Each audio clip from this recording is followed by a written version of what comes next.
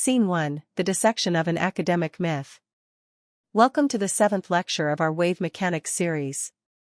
As we have established, the wave mechanics framework for microwave absorption is mathematically unassailable, requiring nothing more than classical boundary equations and high school algebra. Yet, when we published our landmark refutations of the mainstream quarter-wavelength model and impedance matching theory in Physica Scripta as a two-part treatise, naive AI reviewers and conformist academics accused us of salami slicing, splitting one article into two. What a pathetic display of intellectual blindness.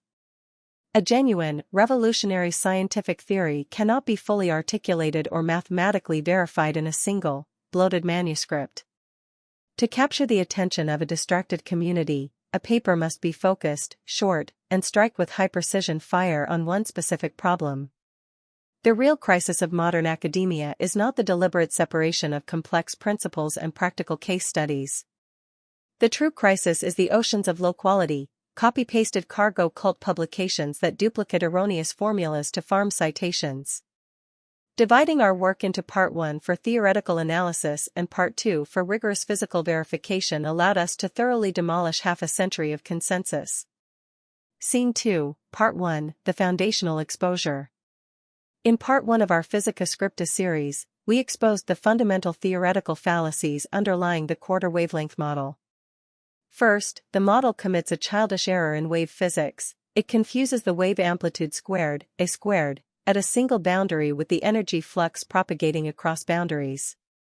Second, it confuses the network analysis of complex microwave transmission line boundaries with the simplistic behavior of basic wires in a low-frequency circuit.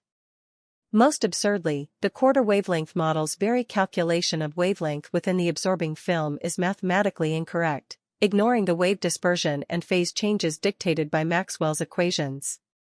By correcting these foundational equations, Part 1 completely stripped the quarter-wavelength dogma of its physical legitimacy. Scene 3, Part 2, The 11 Physical Cases. In Part 2 of our Physica Scripta work, we subjected both the quarter-wavelength model and the impedance matching theory to 11 distinct physical boundary cases. Out of 11 realistic physical scenarios, the quarter-wavelength model succeeded in predicting a peak in only one single case, Figure 5b. In every other scenario, it failed completely. For a metal-free film, the peak occurs at half wavelength, lambda/2, directly violating the quarter-wavelength rule. For a lossless material, the film exhibits absolutely no absorption peak, simultaneously refuting both the quarter-wavelength and impedance matching dogmas. Even in Figure 5b, the sole case of mathematical alignment, the peak is a pure coincidence of boundary phase cancellation. In fact, the reflection loss minimum occurs where the impedance difference Zin Z0 is at its maximum.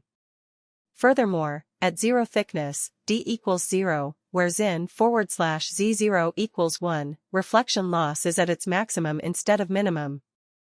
These results do not merely fail the theories, they actively expose them as physically impossible. How could a community of thousands of peer reviewers miss these obvious contradictions for over 50 years? There is only one answer: they are doing cargo cult science. Scene 4, The Tyranny of the Peer Review Cartel. The theoretical standard of modern materials science is shockingly poor. Many prestigious authors and reviewers define reflection loss, RL, as the ratio of beam intensities inside the film, completely ignoring the correct boundary front definition. This error spreads unchecked because academia cherishes the myth of SCI peer review infallibility. Reviewers block any correction letter or refutation to protect their own careers and textbooks.